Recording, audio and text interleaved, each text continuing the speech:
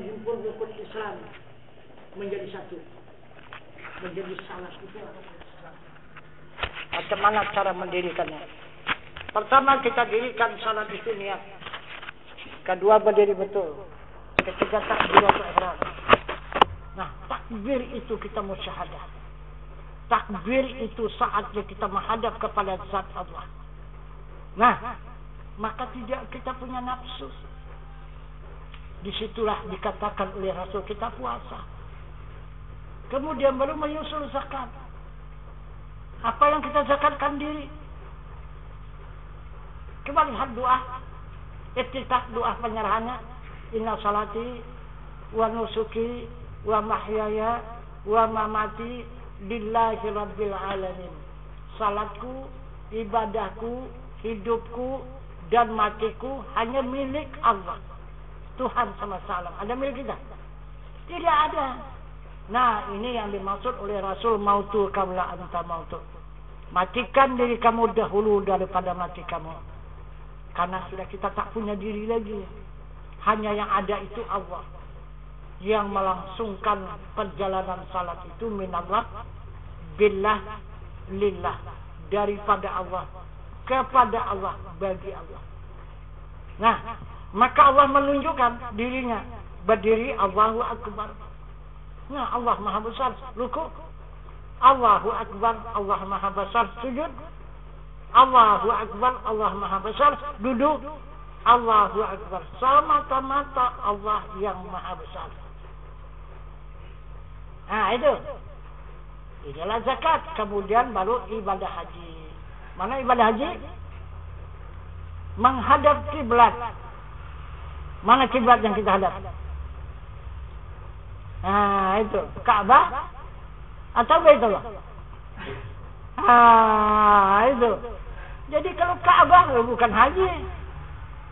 Ka'bah itu batu. Bukan itu rumah Allah. Nah, itu. Yang dikatakan mana Baitullah, mana Baitullah, mana rumah Allah. Bukan Ka'bah. Nah, kan Ka'bah sama Baitullah kan tidak sama. Nah, itu. Tentu berbeda itu. Yang mana Ka'bah, yang mana Baitullah. Nah, jadi yang haji ini adalah yang menghadap ke Baitullah. Ah, itu maka di dalam salat ada ibadah haji kita. Menghadap kiblat itu. Jadi kalau tak tahu kiblat kita, tidak haji kita di dalam salat. Kalau tidak haji di dalam salat, maka tidak sah itu salat. Karena tidak menghadap kiblat. Nah, itu. Nah, kemudian yang kelima, 2 kalimat syahadat. 2 kalimat syahadat tidak dimasukkan ke dalam salat. Syahadat itu hanya untuk pelajaran kita, untuk jalan kita, untuk mengenal Allah. Bukan untuk salat. Nah, itu maka di rukun 13 ada 2 kalimat syahadat. Ada? Yang ada?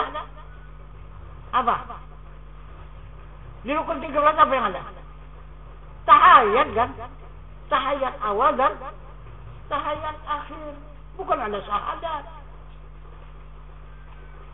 Jadi di situ kita pelajarilah yang diberikan oleh Rasulullah syahadat ini. Maka syahadat itulah yang mengislamkan kita.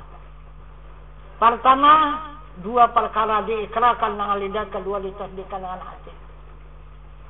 Baru masuk rukunnya 4. Pertama mengisbatkan zat Allah, kedua mengisbatkan sifat Allah, ketiga mengisbatkan af'al Allah, keempat mengisbatkan kebenaran Rasulullah.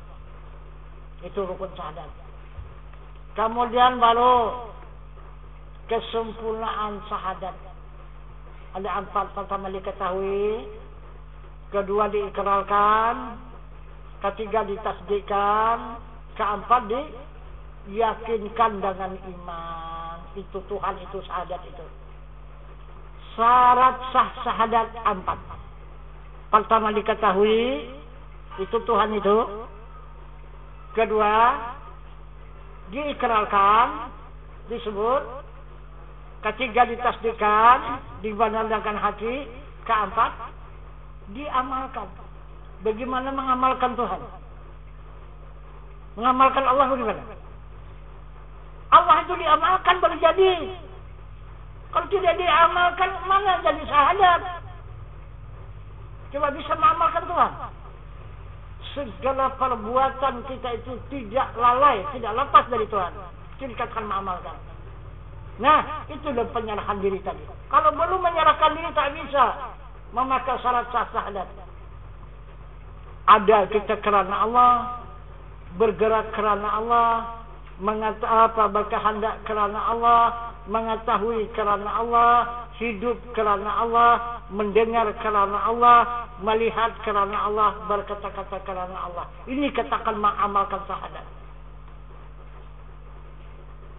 Baru binasa syahadat 4. Pertama, menduakan Allah. Kedua, syak di dalam hatinya ragu-ragu, tidak yakin adanya Tuhan itu. Ketiga, menyangkali diri dijadikan Allah. Keempat, tiada mengisbatkan zat Allah. Binasa syahadat itu. Nah, jika sudah benar, barulah mendapat tahlil. Nah, itu baru benarlah keislaman kita kalau kita sudah dapat melaksanakan tahlil. Nah, jadi tahlil itu apa? Nabi mengatakan, qala Nabi sallallahu alaihi wasallam, abdalu zikri fa'lam annahu la ilaha illallah. Coba siapa itu? Yang dikata Nabi itu la ilaha illallah itu siapa?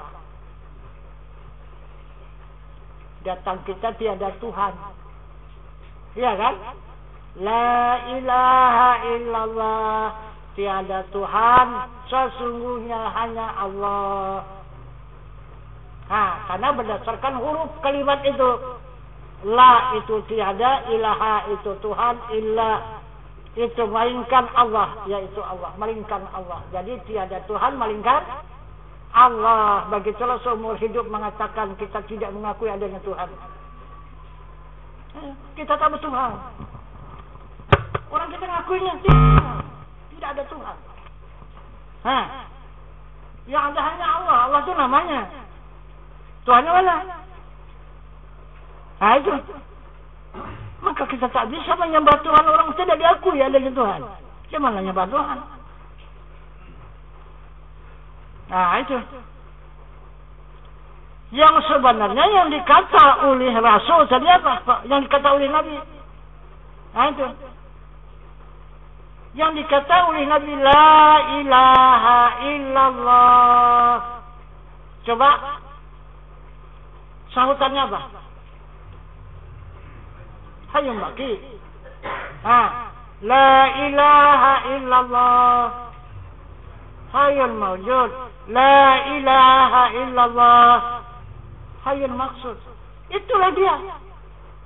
Itulah Tuhan yang bernama Allah.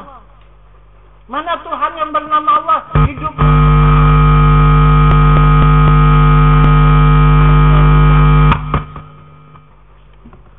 Hidup yang kekal. Hidup yang ada. Hidup yang dimaksud. Itulah Tuhan. Nah, kenapa kita mengatakan tiada Tuhan? Sedangkan kandungan kalimah la itu wujud kidam baka muhalafatu ta'ala qiyamu ta'ala binafsi. Itu kandungannya. Itu kandungan la. Ini yang kita katakan tiada. Itu zatnya itu. Nah itu.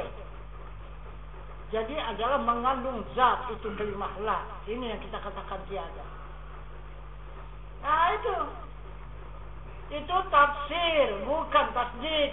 Yang diajarkan oleh Rasulullah tasdik, bukan tafsir. Tafsir hanya memindah bahasa.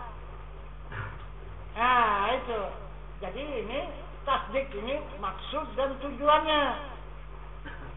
Nah, seperti kita menyebut nama seseorang. Nah, apabila kita sebut namanya, maka hadirlah dia dirinya. Nah, itu tasdik. Nah, itu. Jadi lidah menyebut namanya, hati kita melihat wajahnya. Siapa yang kita bilang? Itu tasdik, bukan tafsir. Nah, itu. Jadi, misalnya kita menyebut pisau. ada itu rupa pisau di hati kita itu. Tahu kita bagaimana rupanya bentuknya pisau itu? Kalau ditunjukkan orang apa saja kamu ngakui. Karena tidak serupa dengan di sini. Tapi kalau serupa nanti dengan yang di sini baru kita akui.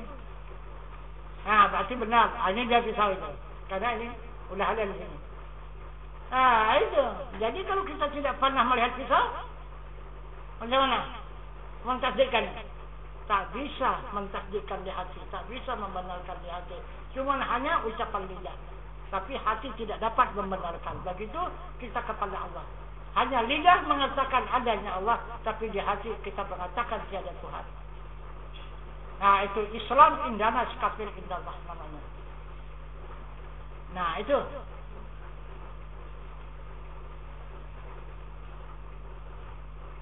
Nah, jadi kemudian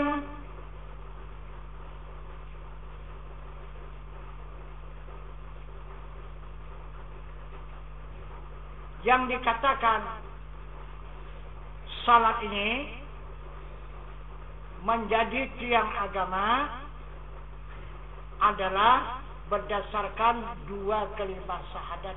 Itu pelajarannya sudah menjadi tahlil, tapi belum bisa salat. Kenapa? Dua kalimat syahadat berpisah, kalimat Allah dengan kalimat Muhammad. Tahlil juga berpisah, hanya tinggal kalimat Allah, kalimat Muhammad tidak ada. Tidak bisa buat salah. Nah, jadi la ilaha illallah itu tahlil.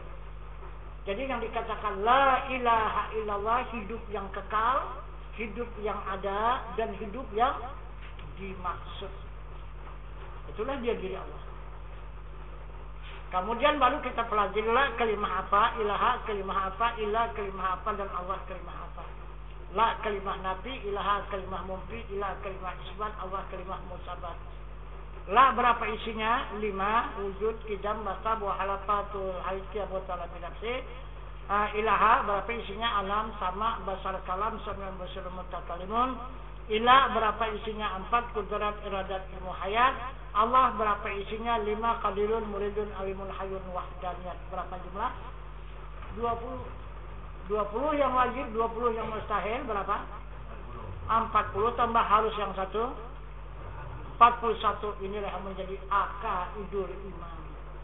Baru ada iman. Ini jika sudah beriman, barulah ada salat. Maka Rasul mengatakan salat ini haradul mu'minin. Salat ialah orang yang beriman. Jadi mana salat itu? Maka Rasul menunjukkan yang dikatakan salat itu kata Rasul sallallahu alaihi wasallam ana musafir. Bersalatlah kamu bagaimana? Kamu bersalat. Bagaimana salat Rasulullah? Nah, itu salat Rasulullah dia. Maka dia. Nah, itu.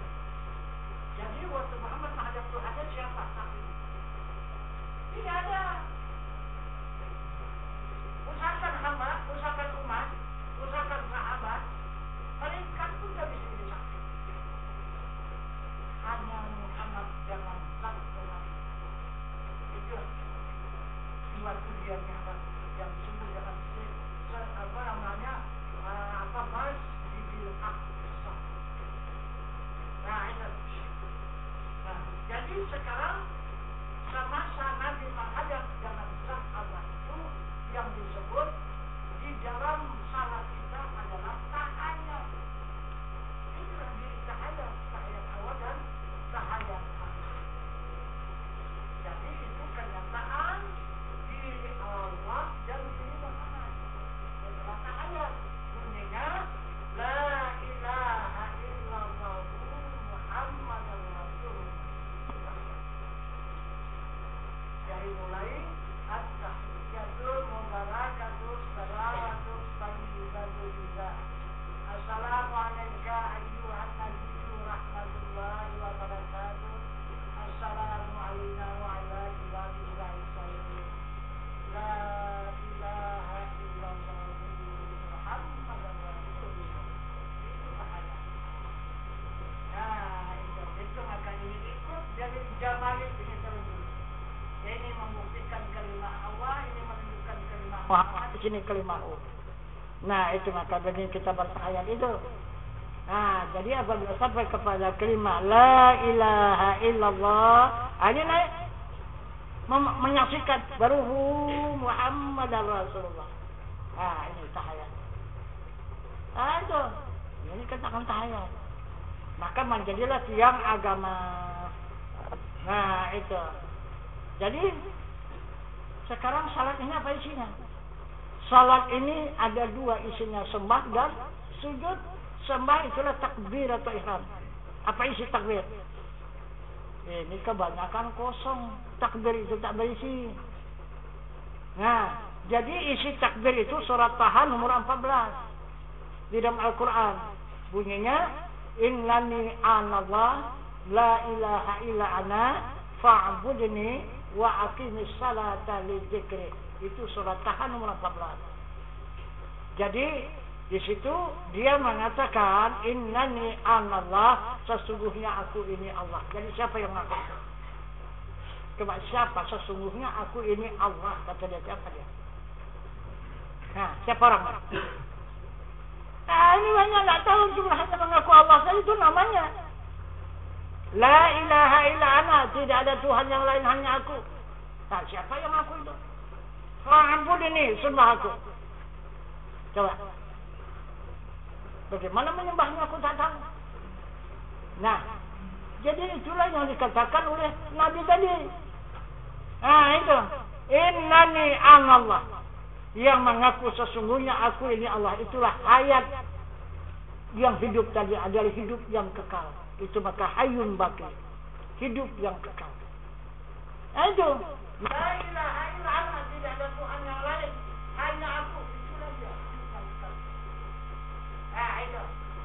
Fa'budni, sembah aku. Itu yang kita sembah, yang ada dia yang kekal dan abadi. Nah, itu. Bagaimana menyembahnya? Wa aqimis salata lidzikri. Nah, itu. Tegakkan salat. Nah, isi takbir. Nah, tapi ini panjang keterangannya ya, 13 tahun ini. Nah, itu baru jelas nanti ini. Nah, ini perlu janji pertama aja baru ini. Nah, gitu. Jadi kalau orang nikah, ya ini hari pernikahan ini. Nah, belum menegakkan rumah tangga. Kalau sudah menegakkan rumah tangga nanti, barulah tahu. Nah, kalau nikah itu kan senang-senang.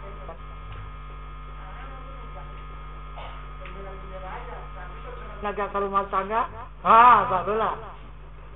Jauh. Nah, itu. Karena masing-masing melaksanakan kewajiban. Suami melaksanakan kewajiban, istri melaksanakan kewajiban. Nah, itu. Itu baru. Kalau nikah tuh ya senang-senang aja. Nah, jadi kalau yang inilah isi takbir. Itu arti dari kemudian angka 2 sujud. Sujud Allah sudah tetapkan tidak boleh kemana-mana. Nah, di dalam kalam surat Al-Baqarah yang berbunyi wa idh qala lil malaikati isjudu li Adam fasajadu illa iblis aba wastakbara wa kana minal kafirin.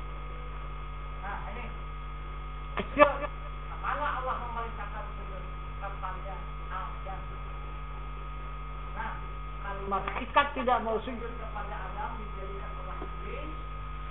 Kalau manusia itu orang yang terkeburu dijadikan Allah. Udah pernah sujud kepada Adam? Belum. Wah, itu masuk gulungan kita. Jangan. Nah, itu. Kalau malaikat, iblis, gulungan iblis, kata Allah. Kalau manusia, gulungan orang yang kafir karena tidak sujud kepada Adam. Kan Allah sujud kepada Allah, bukan kepada Allah sujud itu. Nah, itu di mana Adam tempat sujud itu. Nah, maka ditunjukkannya. Wa idz qala rabbuka lil malaikati inni ja'ilun fil ardi khalifah. Wahai malaikat, ambil segenggam tanah, diambil tanahnya 7 lapis. Sedikit menjadi satu genggam, kemudian ditempal. Nah, itu berkepala, berbadan, bertangan, dan berkaki. Nah, baru jadi patung. Sesudah jadi patung 50 tahun lamanya, baru dijalankan roh itu, maka hiduplah roh itu. Maka barulah bergerak Adam seperti kita ini.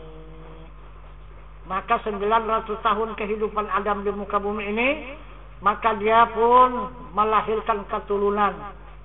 Banyak keturunan 900 tahun, maka dor tasalsul kata Allah. Jadi menjadikan. Kemudian Adam yang dari tanah itu dikembalikan oleh Allah kepada asalnya, minha khalaqnakum wa fiha nu'idukum. Itu kata Allah, aku jadikan daripada tanah dan aku kembalikan ke tanah. Jadi Adam itu di mana? Di mana dia? Adam itu. Tempat kita sujud itu di mana? Ini yang kita duduk ini. Coba duduk di mana kita coba? Kau tidak menenggek di Adam itu. Ini sombong pula, kita tak mau tahu pula lagi. Ini yang marah dia tu.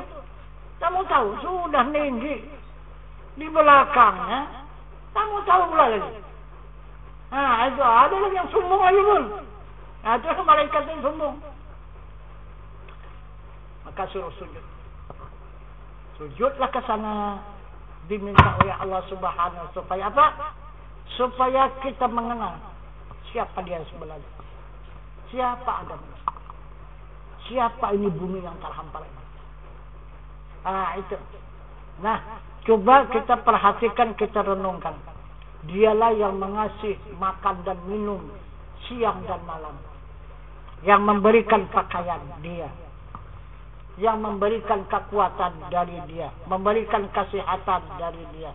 Memberikan keberkatan dari dia. Semua dari tempat sujud ini. Jadi siapa dia? Kalau ibu yang melahirkan kita masih ada lalainya. Masih kita bisa berpisah dengan ibu yang melahirkan kita. Tapi namun ibu yang ini bisa berpisah. Coba cari kisah 5 menit aja lah. Kalau duduk tidak usah di bumi ini. Berdiri tidak usah di bumi. Berjalan tidak usah di bumi. Bisa? Tak bisa. Jadi Adam ini adalah ibu sejatinya, ibu kita. Yang akan mengandung kita kekal selama-lamanya. Nah, itu maka kita berasal dari kandungan ibu, kita akan kembali ke kandungan ibu. Nah, coba kita lihat. Coba ada orang yang pulang kawin. Kalau tidak kandungan ibu. Nah, itu. Lihat aja kampung orang itu coba. Itu. Coba. Kampung kandungan kan sedikit ya. Itu. Kalau sekarang tak tanggung pun. Dihias-hiasi lagi. Itu. Bukan pakai semen saja, pakai keramik. Di atas lagi di keramik, pakai stainless lagi. Wah. Padahal apa coba? Ada apa di situ? Itu. Nah, jadi sekarang sudah yakinkah kita bakal pulang ke sana? Dia yakin kan? Kita bakal pulang ke sana. Kalau sudah yakin, apalah yang kita berikan ke sana? Udah apa yang kita tumpahkan barang untuk ke sana yang kita dahulukan? Kalau orang mau pindah, akan duluan barang-barang dulu didulukan, dikirim dulu ke sana. Jadi sekarang kita kirim apa ke sana? Untuk pulang. Jadi barang-barang itulah nanti akan kita nikmatilah nanti di sana. Barang yang kita kirim dari sana. Ada kirim apa lah? Emas sudah pernah kirim ke sana? Belum juga. Jadi apa yang kita kirim? Coba. Kalau kita lihat di situ ya cukup kejam ke sana. Coba. Cukup kejam. Coba. Apa yang kita kirim ke sana? Coba. Yang kita curahkan ke sana. Kita dulukan sebelum kita pulang. Kotoran. Ada penhalat. Nyentur ke sana. Ada penhalat. Coba di setiap kalam 2 hari aja. Kalau tak jerit. Iya kan? Semua nyentur ke sana. Cobalah kalau tidak ada yang lain kan sanggup apa kita pulang ke sana nanti. Berapa tinggi dah tumpuannya coba? Berapa banyak tumpuannya? Sanggup apa pulang ke sana? Nah, itu maka Allah Subhanahu wa taala tidak membenarkan kalau kita pulang ke sana. Itu maka disuruhnya sujud supaya itu dapat disucikan. Nah itu, kalau kita sujud itu semua akan disucikan Allah, tidak akan berjumpa kita dengan yang kotor itu. Maka yang sucilah yang dapat ini. Maka kalau tidak bayat kita tidak tahu sujud itu, karena tidak ada yang kita bawa sujud. Nah coba sekarang yang kita bawa sujud kemana? Jadi sekarang bumi ini adalah Adam, dan Adam ini adalah sejatinya ibu kita yang mengasuh kita siang dan malam, yang tidak pernah lalai. Dan dia akan menerima nanti kita pulang ke kandungan dia. Sekarang ini coba hasil daripada kita berbaiat, yang di mata kita apa? Sifat basar Allah yang tidak ada seumpamanya. Yang di kuping, sifat basar Allah yang tidak ada bandingnya. Kemudian yang ada pada lidah, sifat Allah yang suci. Yang suci. Yang di mata yang suci, yang di kuping yang suci. Nah, inilah 3 permata yang suci. Ini yang kita persembahkan kepada pangkuan ibu tadi. Allahu Akbar.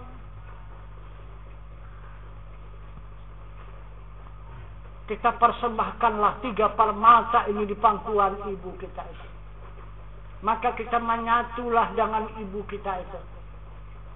Seperti kita ma'rifahkan tubuh kita ini hanya segelas air.